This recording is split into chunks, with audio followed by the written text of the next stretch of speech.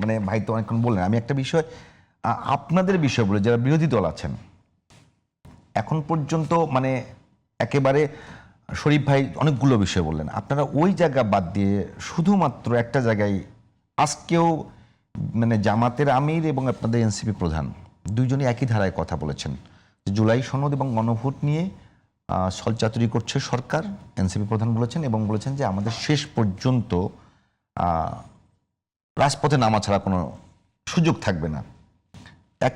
একই ধারায় কথা বলেছেন জামাতের আমিরও। আমার প্রশ্নটা হলো, এই যে সরকার এখন যে একেবারে অনেকগুলো সমালোচনার জায়গা আছে যে এখন পর্যন্ত প্রশাসনে ওইভাবে গুছানো হয় না, প্রশাসন আগের মতো আচরণ করছে, পুলিশ আগের মতো আচরণ করছে, আইন শৃঙ্খলার খুব একটা ভালো অবস্থা না, আপনারা এইগুলো বাদ দিয়ে শুধুমাত্র জুলাই সনদ নিয়ে আছেন, এটা কি শুধুমাত্র রাজনীতি?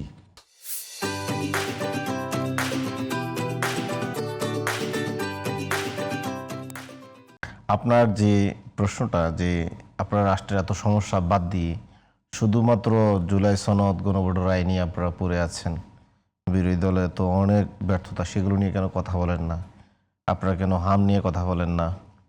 আপনারা কেন কৃষকের ধান নিয়ে কথা বলেন না? আপনারা কেন নিত্যপণ্য নিয়ে কথা বলেন? নিত্যপণ্য নিয়ে কথা বলেন না? আজকে একদিনে 12 জন খুন হয়েছে, আপনারা এগুলো নিয়ে কেন কথা বলেন না? এই সবগুলো নিয়ে কিন্তু বলা হয় বিরোধী দল কথা বলে না। দেখেন, বিরোধী দল মূল সমস্যাটা নিয়ে কথা বলতেছে, আর বাকি যে সমস্যাগুলো দেখছেন এগুলো হচ্ছে মানে মূল সমস্যাটা। জুলাই সনদ এবং গণভোট বাস্তবায়ন হলে সব সমস্যার সমাধান হয়ে যাবে। এই সমস্যাগুলো আরো অনেক কমে আসবে। কারণ হচ্ছে, আমি আপনাকে বলি, দেখেন, এই যে 54 বছর যে আমরা যে রাজনৈতিক ব্যবস্থা বা সরকার ব্যবস্থা দেখে আসছি, এই সরকার ব্যবস্থা তো কোনো পরিবর্তন আসে নাই। তো আমরা তো শুধুমাত্র একটি মানে দলকে ক্ষমতায় বসানোর জন্য বা নিজেরা ক্ষমতা আসার জন্য আমরা এই সংস্কারের কথা বলি নাই। 54 বছর যে আমাদের এখানে রাষ্ট্রের যে স্ট্রাকচারাল সমস্যা রয়েছে, তো এখানে নির্বাহী বিভাগ মানে আসমান তুল্য ক্ষমতা এনজয় করে, এখানে প্রধানমন্ত্রী যাই বলে তাই রাজা চতুর্দশ লোহের মতো বাস্তবায়ন হয়। এবং এই যে ধরেন আপনার নির্বাহী বিভাগ কর্তৃক এখানে বিচার বিভাগ এবং আইন বিভাগ মানে পরাধীন, এগুলো নিয়ে তো আমরা অনেক আগ থেকে কথা বলে আসছি। এবং সর্বশেষ জুলাই গণ অভ্যুত্থানের মধ্য দিয়ে যখন আমাদের শহীদরা রক্ত দিল, তখন আমরা মনে করলাম যে এর মধ্য দিয়ে আমরা আসলে এটাকে আমরা একটা সভ্য রাষ্ট্র হিসেবে কল্পনা করতে পারি বা এখন এটাকে রূপ দিতে পারি। কিন্তু দেখেন, এই যে পরিবর্তনের কথা শরীফ ভাই বললো, একটা শব্দ পরিবর্তন, আসলে আমরা কতটুকু হতে পেরেছি? একমাত্র আমরা যারা 11 দলীয় জোট, শুধু আমরাই সম্পূর্ণ পরিবর্তনের রূপরেখা দিয়েছি, দাবি করেছি এবং নির্বাচনে এই ইশতেহার দিয়ে আমরা প্রতিশ্রুতি দিয়ে ক্যাম্পেইন করেছি। এখন পর্যন্ত এই পরিবর্তন সাধন করার জন্য আমরা রাজপথে আছি। বিপরীতে বিএনপি, আওয়ামী লীগ, বামপন্থী দল, জাতীয় পার্টি, জাতীয় পার্টি আওয়ামী লীগ যদিও এরা ঐক্যমত কমিশনে আসতে পারেনি, কিন্তু দেখবেন সোশ্যাল মিডিয়ায় বিভিন্ন বিবৃতি বক্তব্যতে এদের পক্ষের লোকজন এরা কিন্তু এই পরিবর্তনের বিপরীত। আর বামপন্থী কিছু বন্ধুরাও কিন্তু এই ঐক্যমত কমিশনে ছিল, তারাও কিন্তু এই পরিবর্তনের বিপরীত অবস্থান নিয়েছে। পরিবর্তনের বিপরীত নাকি পরিবর্তন চায় আপনাদের মতো না? এখন আমরা তো বলবো যে পরিবর্তনের বিপরীত। কিভাবে আমরা পরিবর্তন? দেখেন, আমরা বলেছি যে 72-এর যে মুজিব ইন্দিরার চাপিয়ে দেওয়া যে সংবিধান, এই সংবিধান আসলে স্ট্রাকচারালি এখানে ফেসিস তৈরি করে। এখানে